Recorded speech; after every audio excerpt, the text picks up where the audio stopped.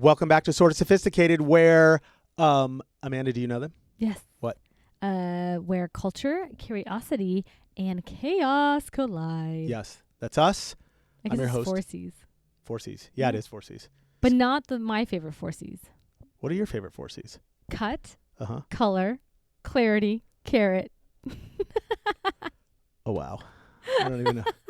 I don't even know what to say about that. That's Pete. I'm Amanda. That was really funny, though. That was good. I was thinking like CC's, you went medical. Yeah, okay, I did. okay. All right, what are you going to do? I don't know. What are we talking about today? We're talking about a lot of stuff today. Oh, we are. Yeah, we are. What's the agenda? I'm stealing a episode idea from you.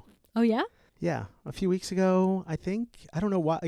You brought it up. You were like, okay, so ready? Boston Tea Party. That's what we're talking about, everybody. Yay. Oh, okay. I'm so excited. But I think you brought it up because you had just watched something on it or did something on it. And we went to Boston, and my favorite sweatshirt is Spilling the Tea since 1776. Done and done. It's so funny. Yeah, so I don't know. That was like a while ago you brought that up. And I just like put it in the memory bank and added it to my little list of topics. Is it like around this time? No, it's not around this time as much as it's the 250th anniversary of the United States. I see. So we have the whole United States thing happening. Because 1776, I can math. 2026. Here we are. Right. So that is we said this before, oh my God, the semi-quincentennial. Yeah, something like that. What is it? We did it before. Semi-quincentennial. Oh, centennial. Yes. Semi-quincentennial. Right. But that's not even really true because the Boston Tea Party happened like 3 years before that even. So it was 1773. Oh. But it doesn't matter. My whole link to this is the 250th anniversary of the United States. It's worth talking about the Boston Tea Party. That's what we're doing today. What? But now my sweatshirt. I feel like you just called out my sweatshirt. It's 1773. You should have. We didn't spill the tea in 1776? No, we spilled the tea in 1773. But my sweatshirt's stupid. Oh, yeah, no, you need to It's off. It's a return. They sold that. You need to return. At the National Monument. No, that's terrible. No. I know. Okay. What are you going to do? This is a sad day. Sad day. Are you ready for this? Yeah. Okay. All right. So the official title today is The Boston Tea Party, America's First Group Chat Meltdown. Here we are. Right? I thought that was pretty cool. I thought it was like really topical, if we were like group chat. Like, anything to get the Gen Zers involved. Yeah, I guess so. Whatever you can do. You know what I mean? Yeah. Well, here we are. Well, how's it going to make us more cultured? Because I know how it makes it more curious, because now I'm curious. Well, I'm arguing you probably know more than I do about this episode. I mean, I did a lot of researching. I don't know if I do, because I wear a sweatshirt that says 1776. Evidently, it was 1773. You went to Boston. Here we go. Cool. We all learn new things. This one is about patterns, or as Gabby would say, padrons, because she can never say patterns correctly. She always switched the N and the R. Padrons. Let's go. Why is this about patterns? Because patterns help you figure out history, like what not to do, what to repeat, what not to repeat. There is that famous saying that says we need to learn about history so we don't repeat the past, right? Yes. Past mistakes, okay. So I'm sort of doing this whole, that's my little thread of culture, right? Because we tried doing shit the right way for a long time, and then we were sort of like, yeah, no, it doesn't work. Like, fuck it, we're over it. And then we had to do something that, this, giant issue that came up, and then here we are. Taxation. Yeah, without representation. Okay. Maybe that was different. We're learning. Yeah. What's our wow? Word of the week. Wow. Word of the week. Our word of the week today is resplendent. Resplendent. I feel like we should have the music of like Jeopardy in the background while you do this. Okay. Like respond. Nothing? Respond? It would have to be from the derivative, right, of the Latin of respond? Oh, shit. Something like that? You're using derivatives on my ass. I don't even know know what's happening. Wait. Tell me. It means shining brightly or full of beauty or brilliance. Like in a very obvious way. That's no. Like you notice my resplendence when I walk in the room, no matter what. You can't ignore it. It's just, it's brilliant. Blinding. Yes. Okay. It comes from the Latin resplendere, which literally means to shine back or reflect light. So it's not just glowing on its own. It's responding to light, catching it, and throwing it back in your face. So this would be Ruth then. That's what it is. Ruth would say she's very resplendent. Resplendent. Oh, that's good. I like that. It feels very Bridgerton-esque. I'm not going to tell her that because then she'll use it. It does. Hey, are you watching? No, I have not watched the new season. I'm 3 eps in already. Really? Is it good? Because I'm just hooked and Emma watches it with me. So okay. Well, it's a way to be connected. I want to know what it's like to watch Bridgerton with your daughter. Why? Your 20-something-year-old daughter. It's excellent. When they're like Oh, doing it and stuff? Yeah. Oh, no, dude, we're so over that. You don't even want to know. Try watching Heated Rivalry with your 19-year-old daughter. That's gay porn, dude. God. Yeah. I'm a pretty decent dad. Like, I can sit through all that. It doesn't matter. Like, they're probably more uncomfortable than I am. I don't care. It doesn't bother me too much. Nope. Could never. Oh, well. What are you going to do? Okay. Try to be. Here we are. Try to be a good dad. Evidently, they're very resplendent. Yeah. Let's not screw this up this time because, like, I feel like the last few weeks we've screwed this up and, like, we haven't used the word. So we really got to get the word in. Okay, fine. Okay, we'll get the word in. All right. And then just ask you instead, why don't we go ahead and brush up on the history of the Tea Party? Brushing up. Boston. Brushing up. Let's do that. So first we're going to do the whole 8th grade history lesson and get it out of the way because this is like now I need to learn. Anybody remembers. So the Boston Tea Party was just a bunch of guys who were like, ugh, taxes, and then got drunk, threw some tea in the harbor, and yelled something like really foul or patriotic. And we're like, down with the man. I'm King right George, whatever it is, right? I am like and then ready to throw some tea about my taxation issues right now, but here we are. Tell me about it. I agree. Totally. Very depressing. Okay, continue. It's very depressing. It's the opposite of resplendent. It is what it is. Anti-resplendent. Is that a word? Unresplendent. Oh, there you go. We'll use it's unresplendent. unresplendent. I don't even know if that Okay, counts. go. Okay, but to be exact, because I'm going to get super sophisticated and I got to quote this. The Boston Tea Party took place on December 16th, 1773. A group of American colonists headed down to Griffin's Wharf in Boston Harbor, boarded 3 British ships, and deliberately destroyed 342 chests of tea to protest British taxation and control, specifically Parliament's right to tax the colonies without their consent. Whew. Yes. That's what it officially is. Okay. Which I think we all kind of know. Okay. Well, I didn't. The base of it. I barely knew. I thought they just got drunk and threw some shit in. I didn't realize it was all like the taxes and the tea. Whatever. I mean, I know you a little bit, but whatever. How does that all relate? I don't even know. But here's the deal. When I sat down to start like my little rabbit hole-y weird shit where I popped my ADD med, and was like, let's go. Like a lot of colonists were freaking out. Like they didn't all agree. Like I guess just like today, duh. There were go figure. Right. There were some people like, yeah, we're going to go do this and like marched and did the whole thing. And then there were other people like, what the fuck just happened? That was bad. And now I'm freaking out. And are we going to be in trouble? And so there wasn't like this like cohesive movement. American colonist movement. No, like not at all. So then I was like, all right, I'm sort of in because now this got a little bit more intriguing for me. Well, because as soon as there's history, right, repeats itself. So here we are. Yeah. And whenever there's like, a little bit of 2 sides, I'm like, or 3 sides, because you got British side, then you got Americans, 2 sides, there's all sorts of sides. Anyway. But were we ever on the same page? That's really the question. Yeah, that's my point. I don't think so. But if you go all the way back, I guess in learning about history, I always thought they were. I always sort of thought that they to get the country power, started, right? Like power struggle always. Okay, I'm having at my least moment. 2. Okay. You are correct. I was very unsophisticated. Fair. So I had to do some work. Were they all did they come up with a big plan, or was this like an impulsive? No, so like down with the man, throw the tea out. That's a tough one because it's not like they had this calculated plan to do it. It wasn't like months in advance of planning or anything like that. But they did sort of make a plan. I'll talk about it in a little bit. But no, not everybody knew. So it was sort of kind of like a secret plan, and then they just were like, yeah, let's just go get started and did the thing. So let's call it like 24 hours in advance. They made so do you remember Occupy Wall Street? Yeah. Okay. Everyone locked themselves to. Like literally right down on Wall Street, whatever. Yeah. Sort of the same kind of vibe. And the reason I'm using that one is because, first of all, patterns and history repeats itself. That was one of those situations where like it was just kind of normal people, right? They weren't politicians. They weren't like these crazy ass wacko radicals or anything like that. They just sort of showed up one day and were like, yeah, you know how this whole like system technically works for like you guys in Wall Street? Well, like it doesn't work for us, and we're sort of fed up and pissed about it.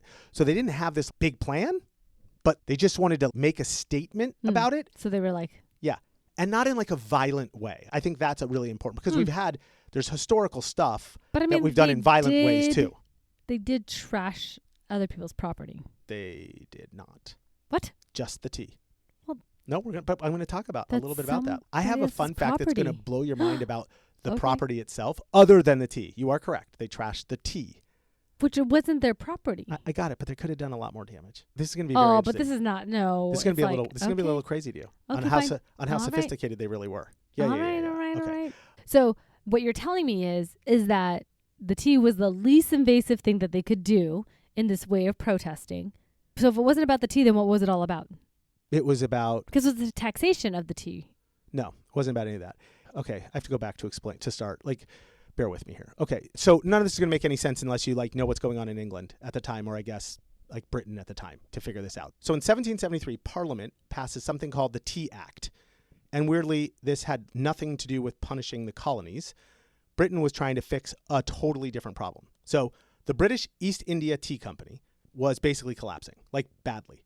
And they had this massive debt and all this tea sitting in a bunch of warehouses everywhere because they made too much and did too much shit. So basically they were running a super shitty company. You get the idea. So it was like what we did with the corporate bailouts. Like, do you remember Obama with the corporate bailouts in 2008 or whatever it was? Yeah. This is the same concept. So Parliament was like, hey, our biggest company is like failing. We need to do something. So they decide that they'll let the East India Tea Company sell directly to the American colonies. Okay, that's how this whole thing starts. So skipping over the middleman, which meant for the Americans, well, I guess the colonists, because I don't know if are they Americans yet? No, not yet, right? Okay, the colonists? Yeah. Okay, the colonists. So they were actually going to get the tea cheaper. It wasn't going to be more expensive. Okay. So it wasn't about taxes. Because they took a third party out of the whole thing. Okay. Right. So that's sort of an important part to understand. But that's the thing that pissed everybody off because Britain was over there thinking like, hey, we fixed everything. This is fine. Cheaper tea. We keep the tax. Everybody's happy. We were like, yeah, no, not the point. Because if you think about it, what Britain was really doing was saying, hey, colonists, you don't get a say in shit. We can tax you. We can regulate your trade. We can decide to do whatever we want. We can bail out whoever we want. You have no rights to make any of these decisions at all whatsoever. And so a bunch of these colonists were like, yeah, this is sort of bullshit. If we accept this about the tea, then we're buying into the whole system that like you're still our ruler. We're giving in. Like this is just, even though you're helping us right now, you're deciding our fate and our future for us. And that didn't feel right. Okay. So makes sense. The tea is the representation. Yes, that's all. This is okay. Makes sense. Yes. Remember when I said patterns? It's about patterns, right? Okay. It was like we're forming this whole idea of like, if we let this one go, we have to let the next one go and the next one. And like, where are we going to stop? So it's a slippery ass slope. So really it's like hashtag it was never about the tea. Oh, totally. Yes. Okay. Absolutely. And that's, I think, why people were on two different sides. Because if you think about it, there were probably some people that were like, oh yeah, this is totally fine. This is great. I want cheaper tea. And didn't give two shits about what was really going on. And then there were like, you know, Alexander Hamilton was probably like 12 years old at the time, but whatever. But like there were people like that were like, no, this is a big deal. And so there were two different camps emerging very quickly. That makes sense? Sure. Yes. Okay, but there has to be more details though. Because like I know that they dumped the tea in the harbor. Now I understand that it really wasn't about the tea in this instance. It was just about what it represented for everyone. But like all these movies, there's like shady stuff going on. There's the drama. There's creeping around in the middle of the night. Like, is that actually what happened? Or is that just like the dramatic effect for movie production? I mean, it was totally dramatic effect. I wish it was better than that, but it's not. Oh, okay. You know who should have wrote a movie about this? Edgar Allan Poe should have wrote a movie about this. Oh, it was dark? He would have made it really good. No, I'm saying like he would, like Alfred Hitchcock. I guess Edgar Allan Poe wasn't like a movie. He was a book guy. Yeah. Alfred Hitchcock would have made it good. No, so like I can pretend it was good, but the dramatic flair. I mean, it happened at night, but I mean that's sort of it. It wasn't. That was as scary as it got. I mean, it was dark, it was cold, it was nighttime, but otherwise no. So like. Here's the deal. Like I said earlier, so it's December 16th, 1773. We're in Boston Harbor, middle of winter. So like the setting maybe was scary, but that was, that's kind of it. And this group called the Sons of Liberty. You can pretty much remember the Sons of Liberty. Yeah. I guess. What did they stand for? Liberty? Yeah. Okay. That makes sense. I'm so hilarious. I get it. Wait, fun fact. Do you know who they were led by? No. None other than our very own Samuel Adams. Oh, really? Samuel Adams. Sam Adams. Oh, no, I think I maybe knew that. Yes. Didn't we do something? Leading the charge. No, we didn't. We should do one on Samuel Adams. See, now I'll put that in my memory bank and we'll be ready to go. Okay, so check this out. Can we compare him to the Guinness family? The House of Guinness? Okay. Because Is I that feel like that? That's what we should do? Like compare and contrast app? Well, I don't know. Because like there's the House of Guinness, the miniseries or whatever. But I don't know. I guess I would think of like Sam Adams as like the brewer dynasty of the Americas. Okay, let's go. I don't know. We're on Interesting. it. I'm going down that rabbit hole. We're doing it. Okay. So they basically walk right up to the three ships. Okay. Right? Like sort of that simple. The names were the Dartmouth, the Eleanor, and the Beaver. I would think like the Beaver. That's actually the name of them? That is the best name. No way. It was like the Nina, the Pinta, and the Santa Maria. No, that was Christopher Columbus. I'm just kidding. That was, oh my God, you're so dumb. Anyway, it was like 300 years early. That was funny. Kidding. You're like kind of being funny today. I kind of like this.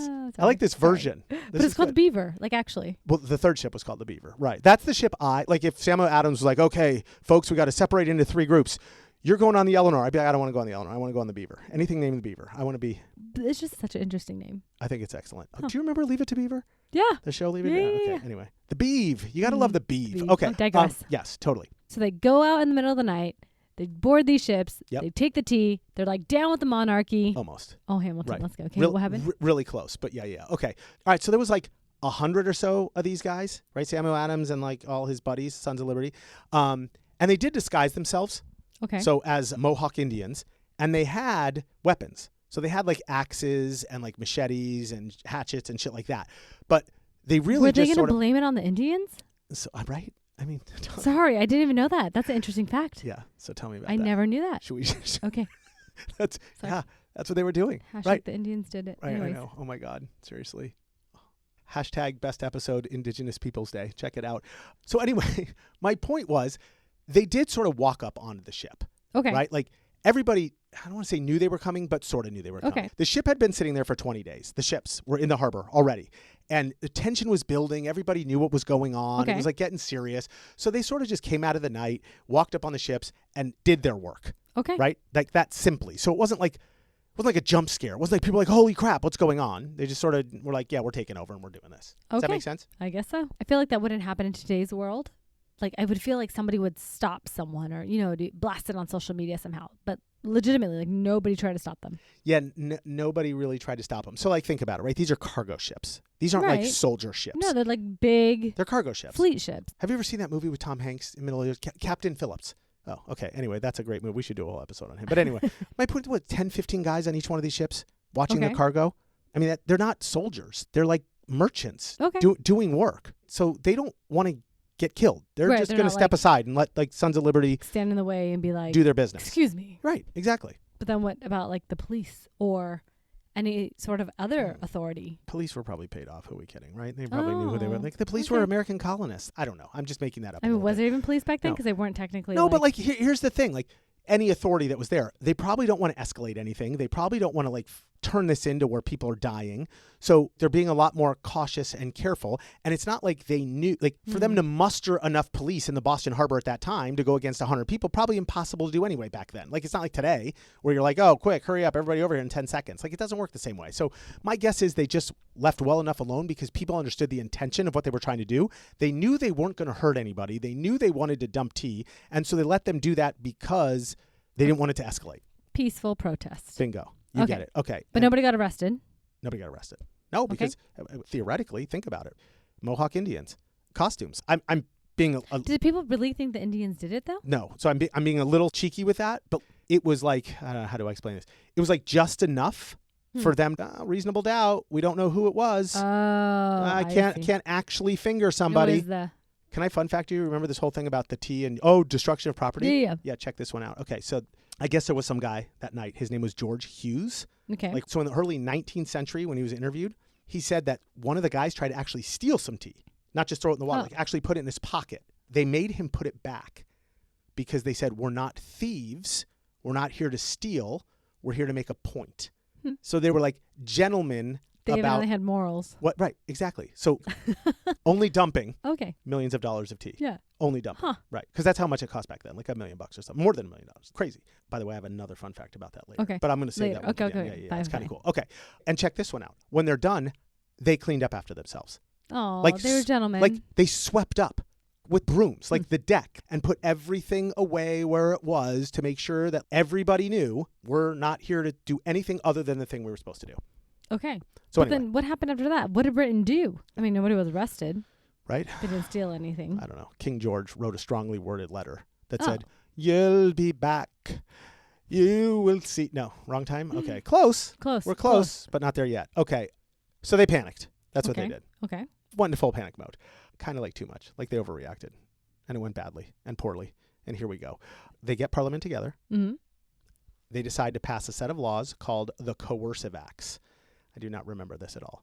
That was something new to me. I don't remember. Which already, by the way, I think is a terrible name if they're calling them the Coercive Acts. Right. What did they coerce? Right. Here we are. Right? Okay. Coercing us, the colonists, I guess. Okay. I don't know. That basically shut down Boston Harbor, like completely. Like, no ships in, no ships out. Send in the troops, take over the local government. Serious shit. Yeah. Did that work? Or is that what like launched us into forever? Nah, it was the beginning of the end. So Britain thought it would work but it didn't. It had sort of the opposite effect. They thought we're going to stamp down a rebellion in Boston Harbor. But realistically, remember at the time we had, 13 colonies then, right? Yeah. So for the first time, those colonies had a common enemy. This was like one of the first times when it was a unification moment. It was a unification moment. And yes, to really start to bring folks together, because up till that point, it was sort of they were all sort of doing their separate things, sort of realizing all independently. They didn't love Britain, but it was like, oh, this is okay. We like being over here. So this was the first moment of, no, we kind of all agree Britain needs to go fuck themselves. So that's where shit got sideways.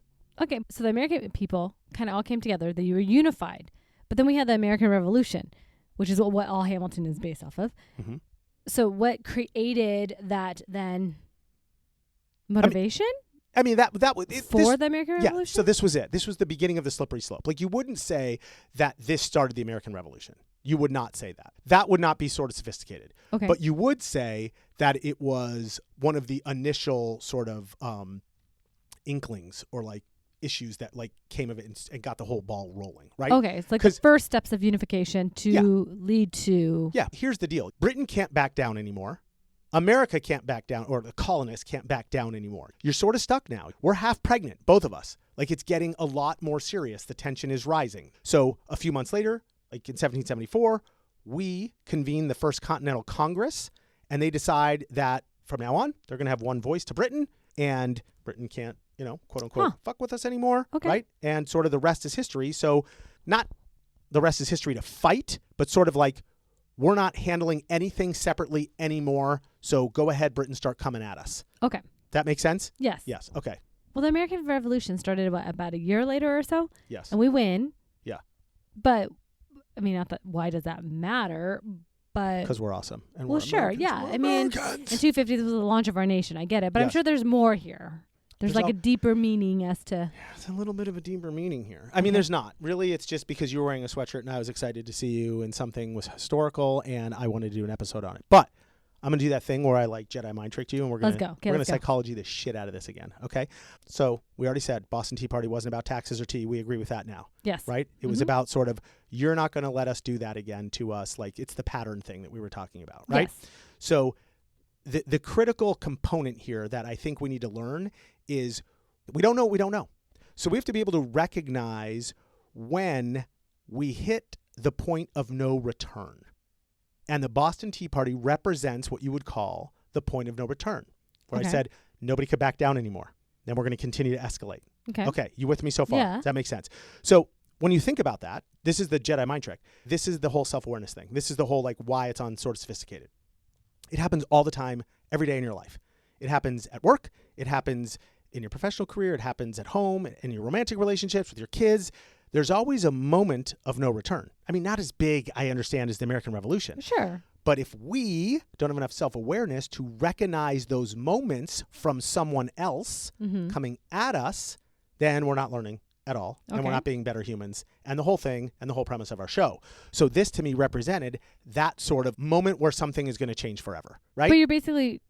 just trying to say that this is a good way for us to figure out how to not go crazy and throw our tea overboard. Our proverbial quote-unquote tea. Yeah, yes. like getting to that point, that tipping point. But not necessarily just our tipping point. Your tipping point. Like me and you. Like you have a tipping point with me.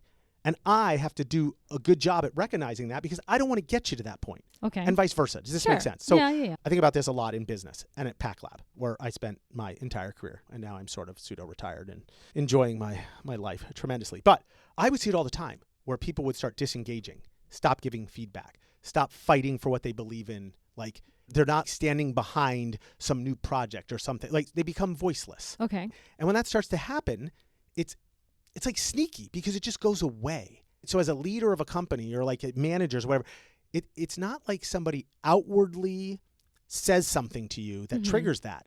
It's the quietness that... But that's like the slippery slope that we deal with in everyday life. Correct. That's why I'm saying the Boston Tea Party is a value. So the Boston Tea Party is an example of you weren't listening to us, Britain, so we made a overt act. Right. That's a macro. Yes, it's an overt act, but they didn't listen earlier. I'm suggesting start if earlier. You listen, yes, absolutely. It happened with Gabby all the time. All the time. I could tell when like we stopped, like, how do we fix this? Went into like, this was her code. Like, this was it. Fine, do whatever you want. right? I'm sure you do it with Trent. Very, very fine. Do whatever you want. Like, as soon as you do whatever you want it, you're done. You are done with Trent. Now, my point is maybe that one time you're done. But what if that started to happen once a week? What if that started happening once a day?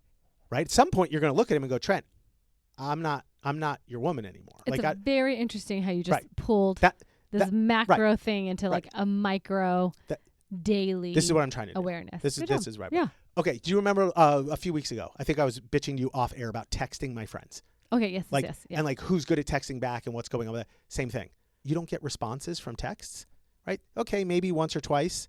They're fine. You're busy. But at some point, we've talked about circles and where you land in people's circles. Yeah. I'm not landing in their circle the right way. So if I want to be in their circle, I have to go do. This is it. Right. Huh. Does this make sense? Yeah, this is real deep though. I know, but I'm trying. But see, here's the thing. Like, if we're going to sit here and talk on the show about history stuff, like I want people to learn history. Right. Okay, the Boston Tea Party, 1773, not Amanda sweatshirt, 1776. Got it. You could look cool to your friends. But if we can identify like more stuff about how to behave or how to act or how to learn, then this gets more. Then this gets more fun. It's very fascinating how if you think of something that's so huge, like that's what she said. That's what she said. Sorry. Mine is actually so huge, Amanda. It's considered resplendent. Oh, wow. Oh, my God. For those of you who can't see us on YouTube, Amanda physically just vomited. Like gross. After that excellent joke. Gross. Okay, sorry. Continue your point. I think you can apply that concept or the psychology of that to like lots of things. Maybe not the moon landing because it didn't happen, but... No, but the moon landing is about practice. But that's hysterical that you just brought that up. I was joking, but yes. But yes. That one's about practice. Oh, that's true. So it's about development, continuing. Yes. Yeah. I'm trying harder to figure out how to like apply it to your daily. Apply right, because otherwise, then what are we doing? We're just memorizing facts. I don't want to memorize facts. Sure. I want to memorize facts and learn some cool shit. Okay, well, speaking of facts, what you got some fun facts? I do. Oh, let's go. I have fun facts, but I have so much more to talk about with this episode. You do? No, I'm boring myself to death, actually. Okay. So I think we can totally I thought it was a good end of like how to micro it versus, macro vision. Was that was good Jedi mind trick? Okay, I like that. Good. Yeah. Okay. I'm not going to lie on this one. Like, this was kind of hard. I'm not quite sure why. A fun fact would be how much tea they threw over, because I don't actually know that. Pounds of tea? I just know 342 cases of tea. I did not look that up. Oh, interesting. Can you look that up? Sure. And we're going to throw that in as a fun fact. Okay. So number one. So I know we talked before, like there wasn't any like big super thought out plan about this whole thing, but it actually did sort of develop one day before. So I guess there was this massive town hall meeting in a place called the Old South Meeting House, where apparently a few thousand people packed in and were basically waiting to see if the governor would let the ships leave without unloading the tea. And when they found out he said no, it had to be unloaded, somebody yelled, "This meeting can do nothing more to save our country." And that's when a bunch of dudes walked out and developed the plan. Oh, interesting. Those 100 people. Yeah. Okay. Yeah. So anyway, did you look it up? Yeah. What do you got? 92,000 pounds. Yeah. That's a lot of tea. Okay, now do me a favor. Do the thing where we find out like how much money that was actually worth. Like I know it was millions of today's dollars, but I would sort of get an idea. Over $1.7 million. Holy Jesus. Of tea. That's a insane. lot of tea. Yeah, well, they were stupid anyway because they had too much tea anyway. Well. Okay. All right. So number two. So apparently I guess the timing of this mattered a lot. So the Sons of Liberty waited until the last possible legal moment before the tea had to be unloaded and then by default be taxed. So I didn't know any of this, and I saved this for my fun fact, which actually like explains why that specific night mattered so much. So under British law, once the ship sat in port for 20 days, the tea legally had to be unloaded and the tax was required to be paid. And if that didn't happen, the British officials were allowed to do it themselves. So the British officials would have come on board taken it off and taxed it anyway. So that's why they waited till that last night to see if it was going to resolve and then threw the whole thing overboard. Okay. Right. They tried. Yeah. So there was a lot more to this story that I was sort of not letting on. They tried a negotiation and didn't work. They were doing a secret, quiet negotiation. Yeah. Bingo. That answers a lot. Number three. Okay. I love this one. The tea wasn't even from India. Did you know that? Even though it was like the East India Tea Company. Right. It was black tea. Or England. Oh. Yeah. Where did it come from? I know. Right. Contrary to what a lot of people think. The tea was Chinese. Chinese tea. Really? Yes. Bohea. Did it get there from on the Silk Road? Probably. Sorry, probably. Just curious. No, I think you're probably right. Just so many years before that. That's where it all started. I guess Bohea tea, it was being imported by the East India Company. So like everybody thought it was like British tea or India tea. It wasn't. It was just it was Chinese tea. I'm not shitting on Chinese tea. I'm just saying like, what are you going to do? Okay. Number 4. Remember how I said they made that one guy give back the tea so they wouldn't be considered thieves? Like the George Hughes interview that he was talking about earlier. Yeah. Okay. So check this one out. This was the fun fact I wanted to get to. I guess during the whole process, another one of the Sons of Liberty broke a lock, like a padlock. Okay. Right? On one of the ships somewhere he was opening from the crates and throwing shit overboard. So I guess the next day he hired somebody to go back and pay the ship's captain for the broken lock so no one could claim they destroyed any property other than the tea. Huh. That's my whole point at the beginning when you were like, oh, they yeah. So they were like being super careful about sweeping up and cleaning up and like, we're not thieves and sorry we broke this. Here's $8 for your stupid lock, because all they wanted to make sure of is like the tea was going overboard. And then that makes a lot of sense why there was no violence. No, like they waited the 20 days. There was no like all this. Very planned out. Yes, that makes a lot of sense now. Right. It wasn't the Silk Road, by the way. Oh, well, of course it wasn't, because the Silk Road was way earlier. No, it's a maritime route. Oh, darn. Oh, well. But whatever. That's what started the whole thing. The Silk Road started. I know it is. Right, It's true. All right. Last one. Finally. Sarah Bradley Fulton. Okay. Apparently the best supporting actress in this whole thing. Sometimes called the mother of the Boston Tea Party. Go Sarah Bradley. Okay. Apparently her and her sister-in-law are the ones credited with disguising all the Sons of Liberty as the Mohawk Indians. Oh. And then later, after it was over, helped transform them back into regular colonists. So I guess like... She was the costume designer. Yeah, I guess like not best actress, but best costume designer. Okay. Look at that. I think that's excellent. Go Sarah Bradley Fulton. Fun facts out. Oh. So I've officially gone from, Boston Tea Party, I'm going to wear my cute little sweatshirt, to like, wow, that was actually a very calculated moment that changed everything. I have a question. Yeah? Do you believe that the Boston Tea Party actually happened? I mean, yes. Question mark? Or like yes? I'm just wondering where you are in conspiracy theories. No, I think it happened. Okay, you do believe this. Yeah. Can I ask you a question? Okay. Why sometimes you believe some things don't happen, but at this one it's so easy for you to believe? Because it kind of makes sense. But the moon landing doesn't. I just don't understand why we haven't gone back to the moon since then. That's my issue. Why haven't we thrown more tea overboard?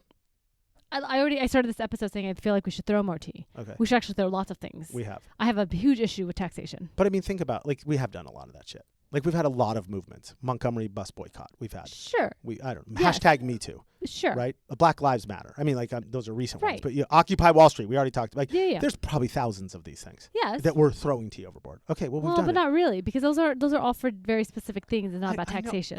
This wasn't about taxation either. I know. This was just about, like, sticking it to the have you seen School of Rock? I think I'm doing this podcast with the wrong co-host. Yeah, I just throw out like the School of Rock. He's trying to get all these kids into like a band to perform somewhere he's not allowed. Have you seen this or no? Maybe you don't know. I've seen the Broadway production. Oh, okay. So they pretend they're sick and they're like, "Oh, what's wrong with those kids?" And he's like, "They have something called stick-it-to-the-man disease." And they like buy it and they get to go in and perform. That's funny. It's totally cute. Okay, sorry. You were saying.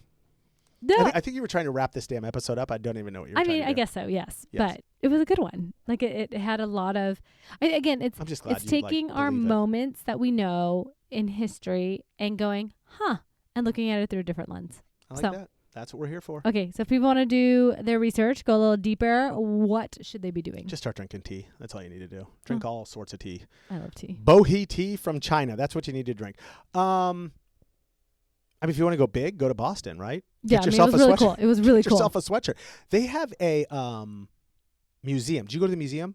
That's what I have here. The Boston Tea Party Ships and Museum. Apparently, you can go there. You could see the whole thing. They still have the ships. You could literally walk through the story. You didn't do that part? It was raining, so they canceled it. Okay. Anyway, if I'm going to Boston, I'm doing that shit because I'm a history buff. That'd be crazy. It is crazy when you walk through. Like, say it again. Just start again. It is pretty crazy when you think about it. Like when you're there and you're walking through and you're like, I am walking in the footsteps of history. Thank you. It's crazy. Yeah. It's crazy. Okay. Sorry, I love that you're like you just made my heart full. That was awesome. Okay. If you don't want to travel, read a book called The Boston Tea Party by Benjamin L. Karp. It'll give you way more nerdy details than like I could ever come up with in a million years. And if you don't want to read, watch the documentary American Revolution: The Boston Tea Party, which with historian Dan Snow. It's only 45 minutes long and totally easy to follow. You'll pick up a ton of history. Like super cool. And if you don't want to do any of that, then just remember these details to seem sort of sophisticated when you're hanging out with your friends. Number 1, the Boston Tea Party took place on December 16th, 1773, when a group of roughly 100 American colonists who called themselves the Sons of Liberty, led by Sam Adams, boarded 3 ships in Boston Harbor and deliberately destroyed 342 chests of British East India Company tea to protest Parliament's right to tax and control the colonies without their consent. Whew. That's a mouthful. It was. That's what she said. I'll take that out. Okay. Number 2, the Boston Tea Party. Number 2, the Boston Tea Party was never about taxes or tea. It was about legitimacy. The tea would have actually turned out cheaper. The protest was about refusing to quietly accept a system where Britain could make the rules, bypass our voices, and expect compliance without consent. There we go. That's where you get to Hamilton. Number 3, it was a deadline-driven intentional act, not a drunk riot like everybody thinks. The Sons of Liberty waited until the last legal moment before the tea would be seized and taxed anyway. If they acted earlier or later, the protest wouldn't have meant anything. It was strategic. Very strategery. It's very strategery. Number 4, the disciple. Nope. Number 4, the discipline. Number 4, the discipline is what made it powerful. No looting, no violence, no damage beyond the tea. They even paid for a broken padlock afterwards. That restraint made it impossible to dismiss as chaos. And finally, the Boston Tea Party didn't start the American Revolution, but it did make backing down impossible. It triggered Britain's overreaction, which then unified the colonies and ultimately turned that protest into a point of no return. All right, well, there you have it, dear listeners. A deep dive into the Boston Tea Party. The moment America stopped politely complaining and realized, oh, this is actually happening. If we did our job right today, you're walking away a little more sophisticated, a little more aware of how quickly patience can turn into action, and maybe ready to casually drop the fact that the tea was cheaper and that's why it mattered. And as always, if you like this episode, hit subscribe, leave a review, and share it with one friend who still thinks the Boston Tea Party was just a bunch of drunk guys in a costume. Say it again, just because you said share it with, you forgot the word that, sorry.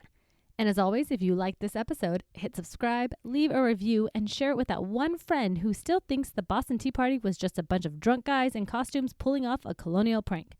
Until next time, stay curious. Stay circumspect. Okay. Until next time, stay curious. Stay circumspect, and remember, being sophisticated isn't about memorizing dates. It's about recognizing the moment when quiet cooperation breaks and what you do about it next.